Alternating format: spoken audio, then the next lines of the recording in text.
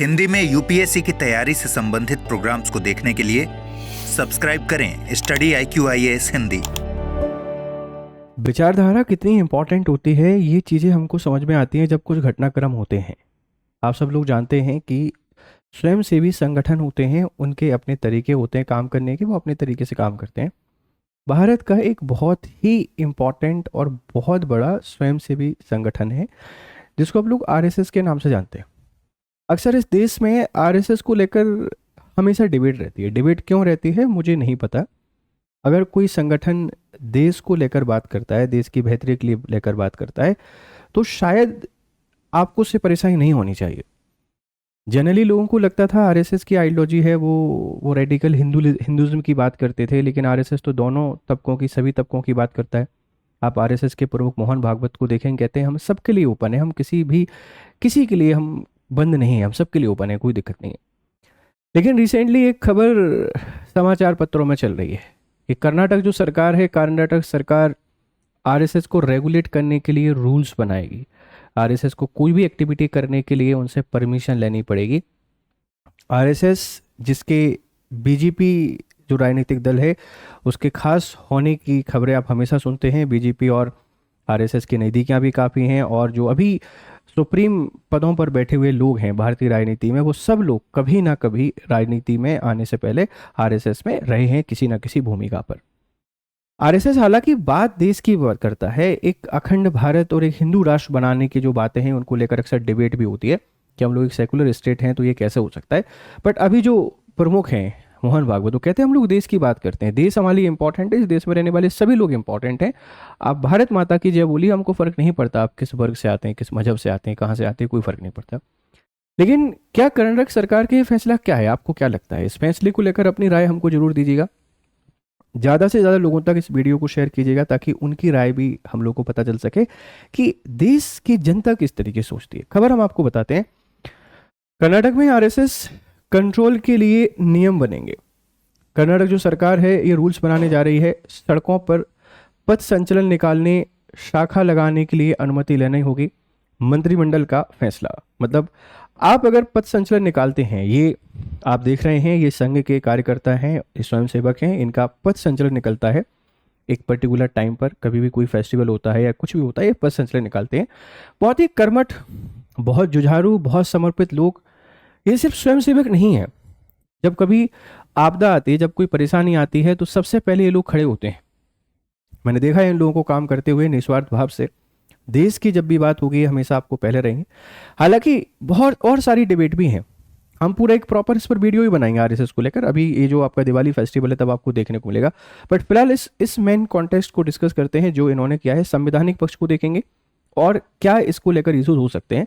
आप जब general studies को पढ़ रहे हैं तो जनरल स्टडीज़ को पढ़ते हैं तो भारत के संविधान का आर्टिकल जो 19 है, इस आर्टिकल 19 को जब भी आप लोग पढ़ते हैं तो यहाँ पर एक संघ बनाने की स्वतंत्रता आपको दी गई है कि आप संघ बना सकते हैं, अपना यूनियन बना सकते हैं।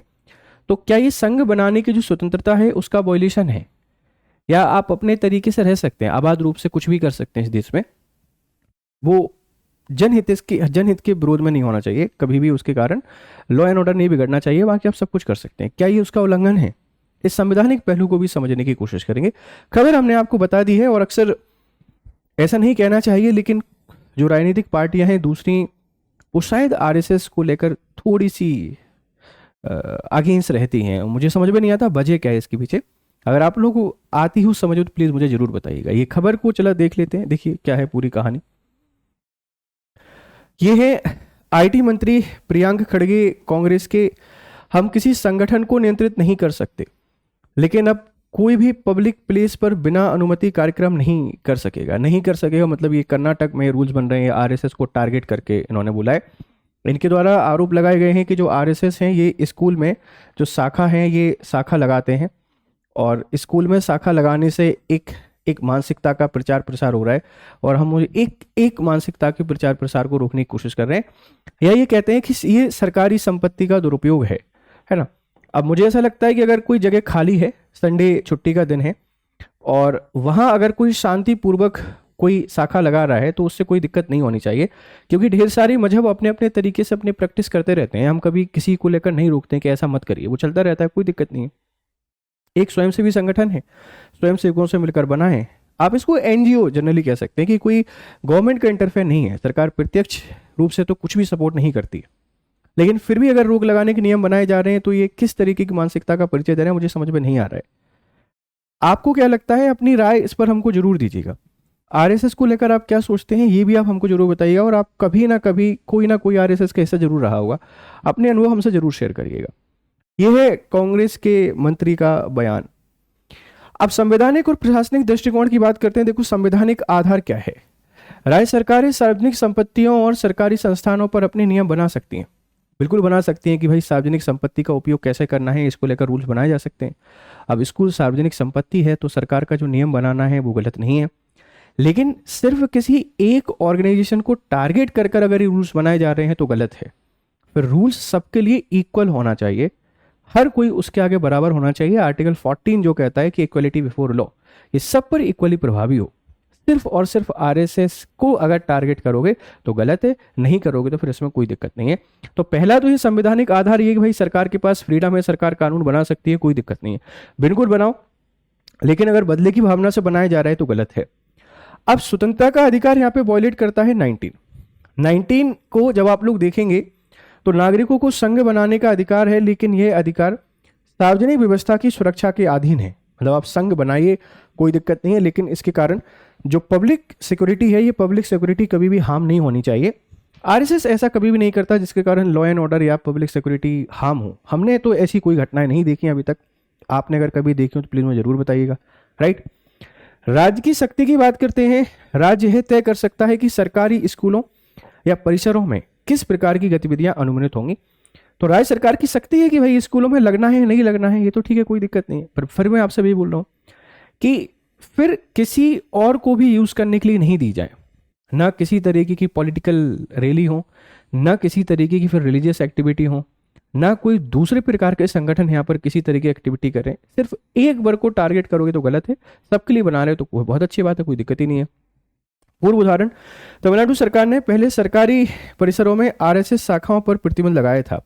तमिलनाडु में लगाया था। तमिलनाडु की मानसिकता आपको पता है कि वहाँ की सरकार कैसे सोचती है।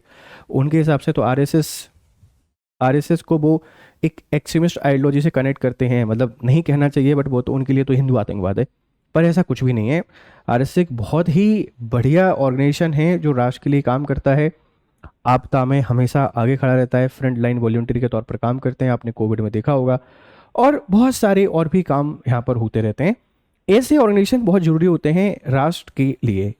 राइट, इस बात को ध्यान रखिएगा। तो ये इसके कुछ संवैधानिक और प्रशासनिक दृष्टिकोण है। सारी चीजें मैंने आपको एनालिसिस करके यहाँ पे बताई। अब राजनीतिक नियतार्थ क्या हो सकता है? यह कदम कांग्रेस बनाम आरएसएस या बीजेपी की वैचारिक टकराव का नया अध्याय है। अभी तक जो कांग्रेस है ये कांग्रेस वर्सेस बीजेपी चलता था, लेकिन कांग्रेस अब कांग्रेस वर्सेस आरएसएस को ज्यादा प्रमोट करती है। जब भी प्रधानमंत्री की बात करती है, होम मिनिस्टर की बात करती है, संघ या संघी कहने का इन पे आरोप लगते हैं। कांग्रेस के भी बहुत सारे संगठन हैं, बहुत सारे एनजीओज हैं जिनसे एसोसिएट है। एनएसयूआई की हम लोग बात करते हैं, उसके लेकर कांग्रेस कभी बात नहीं करेगी। लेकिन जब दूसरी पार्टी के पास अगर एक बहुत सॉलिड ग्राउंड बेस है तो उससे परेशानी होती है। तो ये अब लड़ाई डायरेक्ट कांग्रेस वर्सेस आरएसएस हो चुकी है। बीजेपी से इतनी दिक्कतें शायद अब कांग्रेस को होने लगी हैं। कांग्रेस सरकार इस मुद्दे के जरिए राज्य की धर्मनिरपेक्ष छवि को मजबूत करना चाहती है। कांग्रेस सरकार कहना चाहती है भैया हम धर्मनिरपेक्ष हैं, हम लोग सेक्युलर हैं, कोई दिक्कत नहीं है। भाजपा इसे संघ विरोधी एजेंडा बनाकर राजनीतिक ध्रुवीकरण का मुद्दा बना सकती है। आप फायदा लोगे तो बीजेपी भी इसका फायदा ले सकती है। आरएसएस और उससे जुड़े संगठन इसे संवैधानिक अधिकारों का हनन कहकर चुनौती दे सकते हैं। बिल्कुल चुनौती दे सकते हैं कि भाई कोई और अगर यूज करेगा सार्वजनिक संपत्ति का तो फिर आरएसएस उसको चैलेंज करेगा, और अगर फिर शट डाउन कर दिया कोर्ट ने तो फिर और किरकिरी हो जाएगी। तो इन बातों का, सब बातों का ध्यान यहाँ पे रखना पड़ेगा सरकार को, तब जाकर एक न्यूट्रल स्टैंड हमको देखने को मिलेगा। अब आरएसएस देखो 1925 में बना, 39 देशों में शाखा है। आरएसएस की स्थापना 27 दिसंबर 1925 को विजयदशमी के दिन नागपुर में केशवराव बलिराम हेडगेवार ने की थी, और 1926 में राष्ट्रीय स्वयंसेवक संघ नाम तय हुआ, शाखा प्रणाली शुरू हुई। 1930 में हेडगेवार गांधी जी के आंदोलन में शामिल होकर जेल गए। 1913 में पहली बार ड्रेस खाकी नेकर टोपी तय की गई। 1939 में हेडगेवार का निधन, माधवराव गोलवलकर नए सर संघ संचालक बने।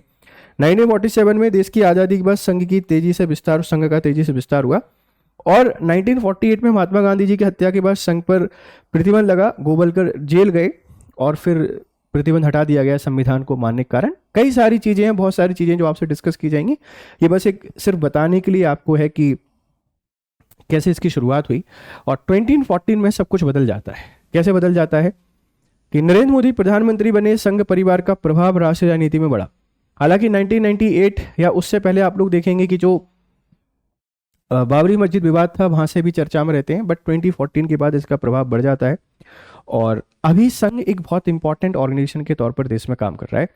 बहुत सारे मुद्दे हैं जिन पर डिस्कशन करना है, एक प्रॉपर वीडियो आपको मिलेगा। अगर आप चाहते हैं कि यस इस पर डिस्कशन होना चाहिए तो मुझे कमेंट बॉक्स में जरूर बताइएगा।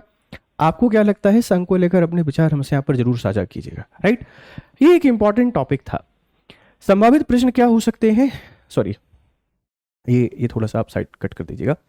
जो संभावित प्रश्न है ये हो सकते हैं, राज्य सरकारों द्वारा वैचारिक संगठनों की गतिविधियों पर नियंत्रण, लोकतांत्रिक स्वतंत्रता बनाम सार्वजनिक व्यवस्था पर चर्चा करें।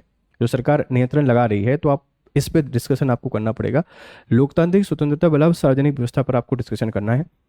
क्या सरकारी परिसरों में वैचारिक संगठनों को अनुमति देना लोकतांत्रिक सिद्धांतों के अनुरूप है? अपने तर्क यहाँ पर दें कि क्या जो वैचारिक संगठन है उनको सरकारी परिसरों में परमिशन देना यह लोकतांत्रिक प्रक्रिया के अनुरूप है या नहीं है, इस पर भी आप अपने विचार यहाँ पर दे सकते हैं। ऐसे मेंस में पॉसिबिलिटी है क्वेश्चन बनने की, ध्यान रखिएगा, राइट। ये हमारा प्रतिज्ञा अक्टूबर बैच है, इसमें बिहार पीसीएस आपको साथ में मिलेगा। P2I बैच है फाउंडेशन, 25 अक्टूबर से इसकी शुरुआत हो रही है। आप मेरा कोड यूज कर सकते हैं GRS लाइव। आप GRS लाइव कोड को यूज करेंगे तो मैक्सिमम डिस्काउंट इसके अंतर्गत आपको मिल जाएगा। आप मुझसे जुड़िए, बढ़िया तरीके से प्रिपरेशन कीजिए और अपने सपनों को पूरा कीजिए। दिवाली का उत्सव चल रहा है और आप इसमें जरूर एनरोल करें, राइट। ये मेरा टेलीग्राम चैनल है, आप इसको ज्वाइन कर सकते हैं और अपनी प्रिपरेशन को बेहतर कर सकते हैं। वीडियो कैसा लगा है अपने फीडबैक हमको जरूर दीजिएगा। फिर आपसे करते हैं मुलाकात दूसरे लेक्चर में। तब तक खुश रहें, मस्त रहें। Have a nice time, good day.